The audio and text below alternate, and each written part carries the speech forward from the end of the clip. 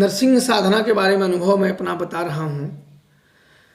और इस अनुभव से आप लोग अगर सब कुछ देख लेंगे, पूरा देख लेंगे, समझ लेंगे, तो जरूर है कि साधनाओं में काफ़ी हद तक आप लोग सक्सेस हो सकते हो।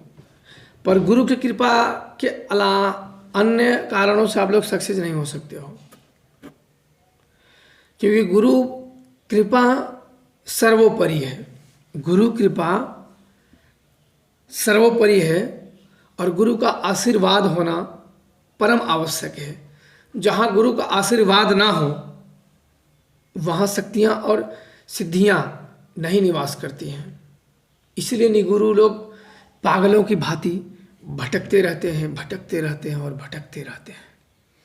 उनका ना समाप्त होने वाला रास्ता उन्हें भटकाता रहता है।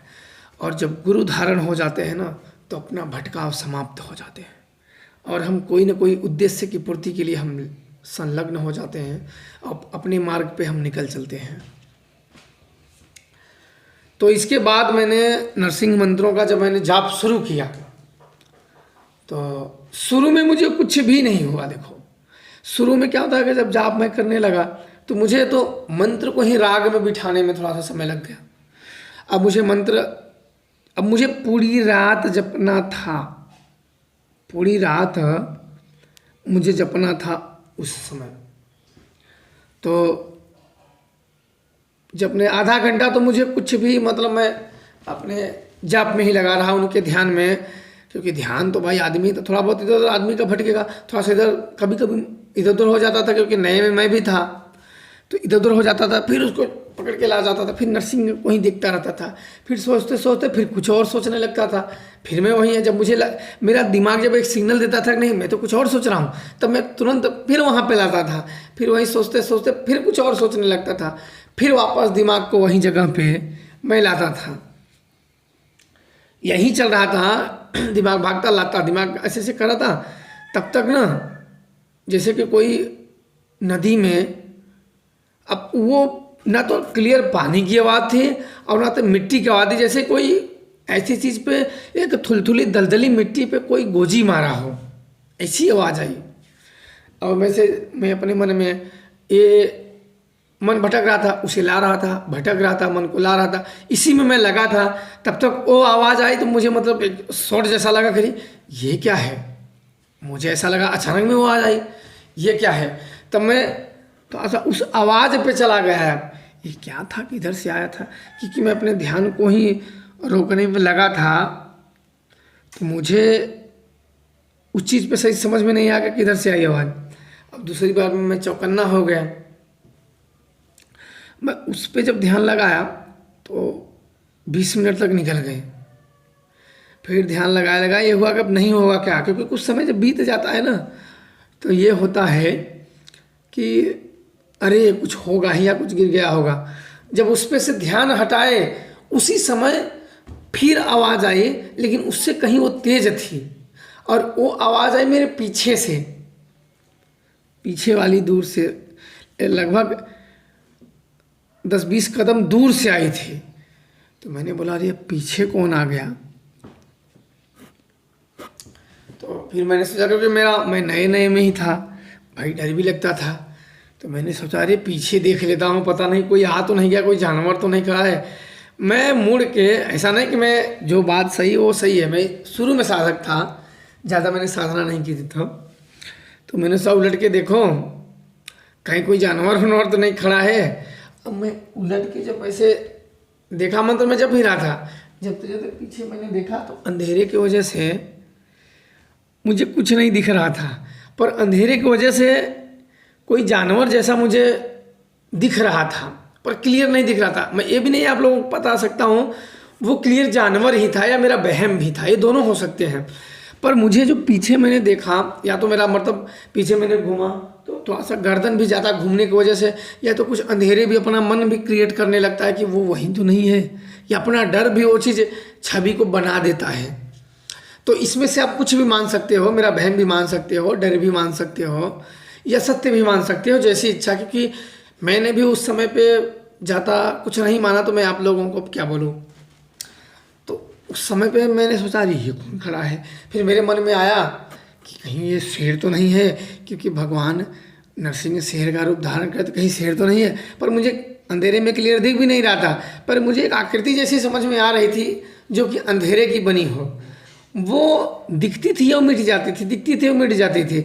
जैसे वो कैसे दिखती थी, जैसे कि हमारा दिल का धड़कन हो और टब टब टब चलता हो, उसी प्रकार से वो दिखता था। और उसकी छाया कम हो जाती, फिर दिखता था साफ साफ नहीं आता था, दिखता था कम हो जाता, दिखता था कम हो जाता था। तो फिर मैंने सोचा कि अरे जाने दो, ऐसे बेमजा है, पता नहीं कौन है भी कि नहीं है। फिर मैंने अपने जप में लग गया। फिर मुझे क्या सुनाई देता है, पानी की आवाज़ बहुत जबर सुनाई दे रही। ऐसा लग रहा है ना कि समुद्र पूरी शक्ति से ही धरती को नष्ट करने के लिए तैयार हो। इसमें वो इतना ताकत, इतना वेग हो ना कि एक क्षण में पूरे धरती को नष्ट कर देगा। इतना समुद्र में इतनी लहर जैसे उठ रही हैं। तो मैंने कहा ये तो मुझे पहली बार, मैंने मतलब जब भी रहा हूँ अपने मन में सोच भी रहा हूँ, मैं सोच रहा हूँ कि ये तो पहली बार हुआ है ऐसी चीज़, तो जैसे वैसे लग रहा है। हालांकि मैं समुद्र में गया नहीं था कभी भी, मैं फ़ोटो में ही या टीवियों में ही समुद्र को देखा था। पर उस समय पे जैसे समुद्र के, मैं आँख से तो मैं नहीं देख रहा था, लेकिन जैसे एक अंदर आत्मा चीज़ हो ना कि मैं समुद्र के पास खड़ा हूँ और उसकी विशालता देख रहा हूँ, और उस विशालता के कारण हम सब की कोई अस्तित्व तो नहीं है। हम लोग उस विशाल समुद्र, उस महाशक्ति के आगे एक चींटी भी नहीं है, कोई भी तुलना नहीं है। उस महासमुद्र, उस महाशक्ति के आगे हम सब का होने ना होने का कोई फर्क नहीं है। मैं वहाँ खड़ा था, एक मेरा मन ये देखा तो मेरा मन उदास हो गया। उस महासमुद्र में मैं अपने आप को देखता, वहाँ मैं खड़ा हूँ, और वो देखा कि इस समुद्र के आगे इस संसार का कोई भी जीव कुछ भी नहीं है, एक लेस मात्र भी नहीं है, कोई गिनती, कोई गणना नहीं है।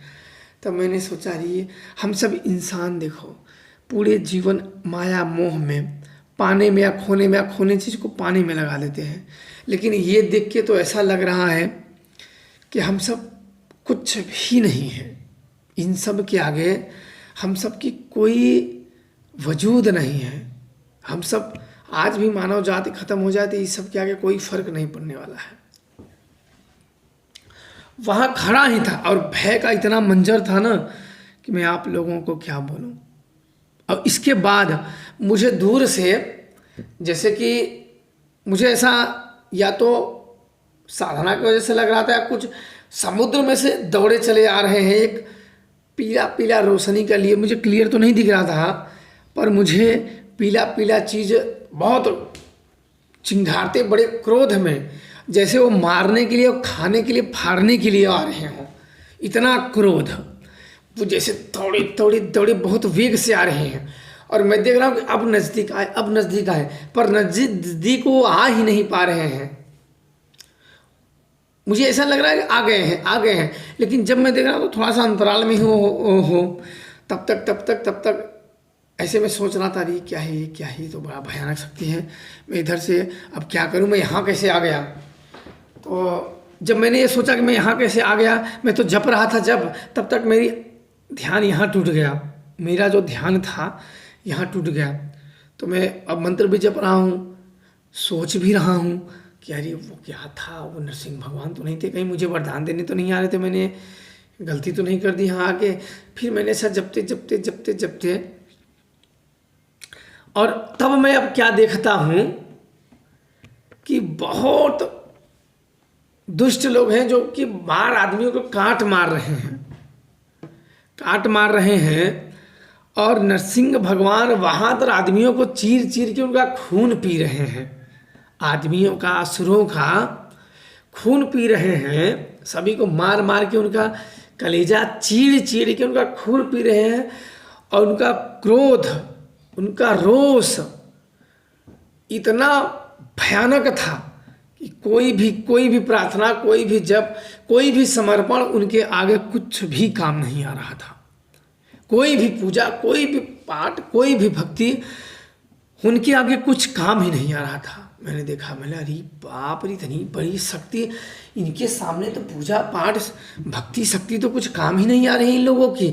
और जो मनाने वाले थे वो बड़े उच्च कोटि के लग रहे थे, वो पीले पीले वस्त्र धारण किए होते और उनके भी शरीर से पीली पीली रोशनी निकल रही थी और उनके शकल पे एक असीम थी, एक जैसे चिर शांति होती है, जैसे मृत्यु को चिर निद्रा बोलते हैं। उनके मैंने मुँहों पे देखा कि चिर शांति उनके मुँहों पे मुझे दिख रही थी, मतलब जैसे संसार का कोई भी दुख उनके मुंह पे ना हो। हालांकि वो मेरी तरफ नहीं दिखे थे, मैं उन्हीं ही सिर्फ देख रहा था और मैं अपने दिमाग से समझ रहा था। उनके मन में एकदम चिर शांति। मैंने बोला ये तो बहुत शांत है, बहुत है, ये है कौन? कहीं देवता तो नहीं है, प्रहलाद के पास तो नहीं, ये मुझे काट कूट के दिखा रहे हैं, पर ये प्रहलाद चीज जैसे मुझे कोई दिखा ही नहीं वहाँ। वो लोगों को जिसको पकड़ रहे हैं उसका मस्तक जैसे पकड़ रहे हैं ना, हाथ से मस्तक जैसे कोई गुब्बारा फोड़ता है वैसे पकड़ के मस्तक फोड़ दे रहे हैं आदमियों के। बहुत उनके बहुत हाथ हैं और उनके पीछे एक सांप भी बहुत विकराल रूप धारण किए खड़ा हुआ था और उसके मुंह से आग और जहर निकल रहे थे उसके मुंह से। जो उसके सामने पड़ रहा था वो तुरंत हड्डी बन जा रहा था, हड्डी बन के राख बन के भस्म हो जा रहा था। उस सांप और उसकी विष्णु भगवान के वो जो रूप मुझे दिखा रहे थे, उनके सामने जो पड़ रहा था वो राख हो जा रहा था, जल जा रहा था। और मैं देख रहा था, मेरा तो डर के मारे मेरे तो जैसे कि एकदम हालत मेरी खराब हो गई हो। मैं ये तो मेरे दिमाग में आया था, मैं पागल तो नहीं हो गया, मैं पता नहीं इससे निकल पाऊंगा कि नहीं। मैं सोचा था कहीं मैं मर तो नहीं गया हूँ, क्योंकि ऐसे सब दृश्य मैं देखने लगा ना, तो मैंने सोचा कि कहीं मैं जो मैं जान नहीं रहा हूँ कहीं मैं डर से मर तो नहीं गया। और ये सब मैं क्या देखा, इतनी खतरनाक तो मैंने सुना भी नहीं था, पढ़ा भी नहीं था, देखा भी नहीं था। पर ये क्या है, कहीं मैं मरोड़ तो नहीं गया हूँ? ये ऐसे खतरनाक दिखा रहे हैं, मार काट, किसी में कोई दया की बात, जिसको पकड़ रहे हैं बस मस्तक पकड़ रहे हैं, धाप दे रहे हैं एकदम, जैसे कि कोई अब क्या बताए ना कि एकदम बेकार चीज़ें एकदम फट के ना एकदम खून की छिटकारा मार के वही वो मर जा रहा है। और ये जो पीले पीले वस्त्र जिनके शरीरों से पीली पीली रोशनी आ रही थी ना, ये स्तुति गा रहे हैं, पता नहीं किसकी स्तुति गा रहे, मेरे को समझ में नहीं आता। पर यह है कि वो स्तुति थी वो जो गा रहे थे, लेकिन उन स्तुति का कुछ भी प्रभाव नहीं पड़ रहा था। और गाते गाते गाते गाते वो एकदम मार काट मार काट मार काट। मैंने सोचा कि मैं भी तो नज़दीक नहीं, मुझे भी ना मार काट डालें, पर मैं अपने आप को वहाँ नहीं देख पा रहा था। मैं वो कहानियों को देख रहा था, लेकिन मैं खुद अपने आप को वहाँ नहीं देख पा रहा था कि मैं कहाँ हूँ उसमें। मैं नहीं देख, मैं अपने आप को खुद नहीं देख पा रहा था उसमें कि मैं इसमें हूँ कि नहीं, मैं देख क्यों पा रहा हूँ, कि मुझे दिख क्यों रहा है ये सब चीज़, ऐसे भयानक घटना मुझे क्यों दिखाई दे रहे हैं।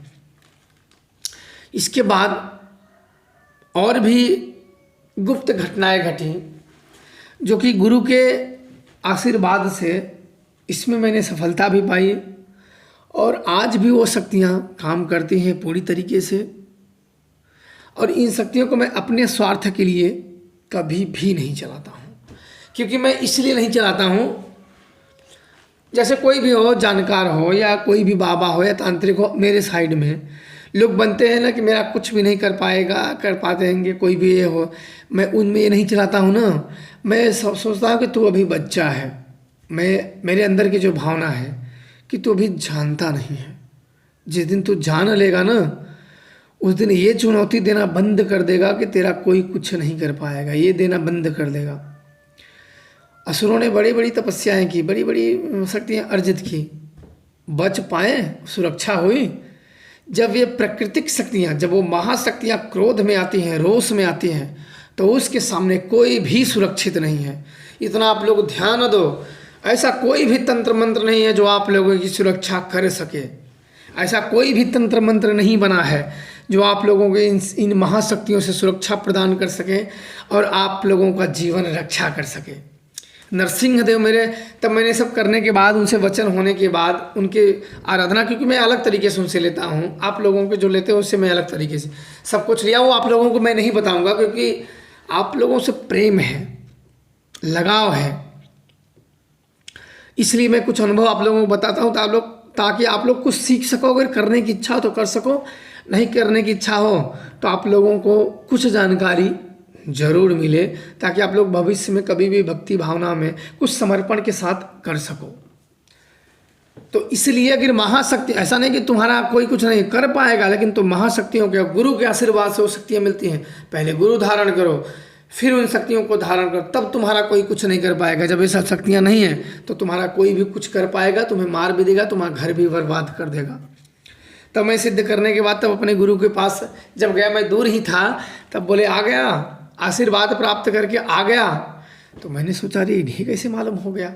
मैं आ गया तो मैंने कहा हाँ गुरुजी, मुझे मिल गया है आपकी कृपा से। बोले कि तू अपने मेहनत से किया है, मेरी तो कृपा पहले भी तेरे पे थी, लेकिन मेरी कृपा होती तो तू वहाँ क्यों साधना करना, मेरे पास से तेरे को ना हो जाती। मेरी कृपा नहीं है, तेरी भक्ति है, मेरा मार्ग है, बस यही मान ले और यही मान के तू चलना, हमेशा कभी भी असफल नहीं होगा। फिर मैंने बोले कि ये नरसिंह भगवान ऐसी शक्ति है कि इन मंत्रों का प्रभाव कोई निष्फल नहीं कर सकता है, और जिन पे ये मंत्र चला दिया जाए उसका विनाश कर ही देते हैं।